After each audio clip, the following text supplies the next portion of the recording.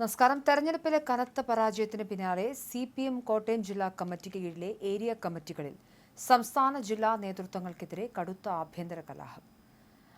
നേതാക്കളുടെ അഹങ്കാരവും ഏകാധിപത്യ പ്രവണതയും ജനങ്ങളെ വെല്ലുവിളിക്കുന്ന ശൈലിയുമാണ് പാർട്ടിയെ ദയനീയ തോൽവിയിലേക്ക് നയിച്ചതെന്ന് ഏരിയ കമ്മിറ്റികളിൽ പ്രതിനിധികൾ തുറന്നടിച്ചു. ചിരിക്കാൻ മറന്നവർക്ക് വോട്ട് എങ്ങനെ കിട്ടും എന്ന ചോദ്യമുയർത്തി ജനങ്ങളോട് ചിരിക്കുകയും അവരെ പരിഗണിക്കുകയും ചെയ്യുന്നവർക്ക് മാത്രമേ ഇനി നിലനിൽപ്പുള്ളൂ എന്ന് പൂഞ്ഞാർ ഏരിയ കമ്മിറ്റിയിൽ വിമർശനമുയർന്നു.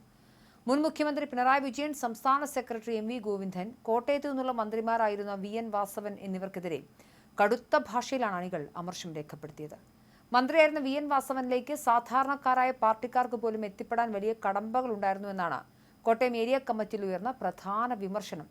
മന്ത്രിയുടെ പേഴ്സണൽ സ്റ്റാഫ് വാസവനെ ജനങ്ങളിൽ നിന്നും താഴെത്തട്ടിലുള്ള അണികളിൽ നിന്നും പൂർണ്ണമായും അകറ്റി നിർത്തി. പാർട്ടിയുടെ പരമ്പരാഗത കോട്ടകളായിരുന്ന തിരുവാർപ്പ്, ഐമനം, കുമരകം എന്നീ പ്രദേശങ്ങളിൽ വൻതോതിൽ വോട്ട് ചോരാൻ ഇടയാക്കിയത് മന്ത്രിയുടെയും സ്റ്റാഫിന്റെയും ഈ ജനവിരുദ്ധ ശൈലിയാണെന്ന് സംസ്ഥാന സെക്രട്ടേറിയറ്റ് അംഗം M സ്വരാജ് പങ്കെടുത്ത യോഗത്തിൽ പ്രതിനിധികൾ ചൂണ്ടിക്കാട്ടി. പൂഞ്ഞാർ ഏരിയ കമ്മിറ്റിയിൽ കൊല്ലത്തു നിന്നുള്ള സംസ്ഥാന കമ്മിറ്റി അംഗം S ജയമോഹന്റെ സാന്നിധ്യത്തിലായിരുന്നു യോഗം.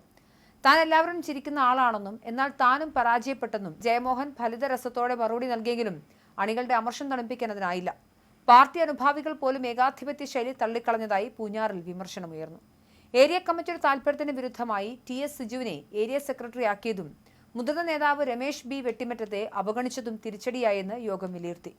തെരഞ്ഞെടുപ്പ് കാലത്ത് കോൺഗ്രസ് നേതാവ് രാഹുൽ മാങ്കൂട്ടത്തിനെതിരെ വ്യക്തിപരമായ ആരോപണങ്ങളുമായി ചാടിയിറങ്ങിയ പാർട്ടി സൈബർ വിങ്ങിനും നേതാക്കൾക്കുമെതിരെയും കമ്മിറ്റിയിൽ രൂക്ഷ വിമർശനമുയർന്നു.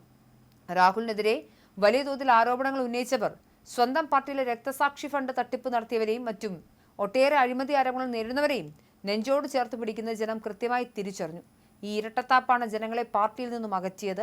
കോട്ടയം, പുതുപ്പള്ളി മണ്ഡലങ്ങളിലെ സ്ഥാനാർത്ഥി നിർണയം പൂർണ്ണമായും പാളിയെന്നും പിണറായി വിജയൻ പ്രതിപക്ഷ നേതാവായത് ജനങ്ങൾക്ക് ഉൾക്കൊള്ളാനായില്ലെന്നും K സോമപ്രസാദ് പങ്കെടുത്ത യോഗത്തിൽ വികാരപരമായ പ്രതികരണങ്ങളുണ്ടായി.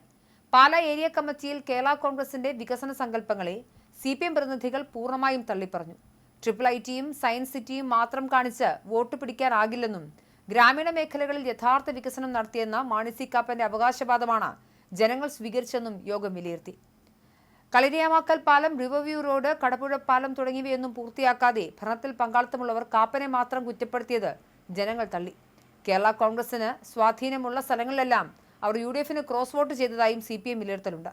തോൽവിക്ക് പിന്നാലെ LDFിലെ ഘടകകക്ഷികൾ തമ്മിലുള്ള പരസ്യപ്പോരിലേക്കാണ് ഈ കണ്ടെത്തലുകൾ വിരൽ ചൂണ്ടുന്നത്. എന്തായാലും തെരഞ്ഞെടുപ്പ് പരാജയം CPM അണികളിൽ വലിയ നിരാശയാണ് ഉണ്ടാക്കിയത്.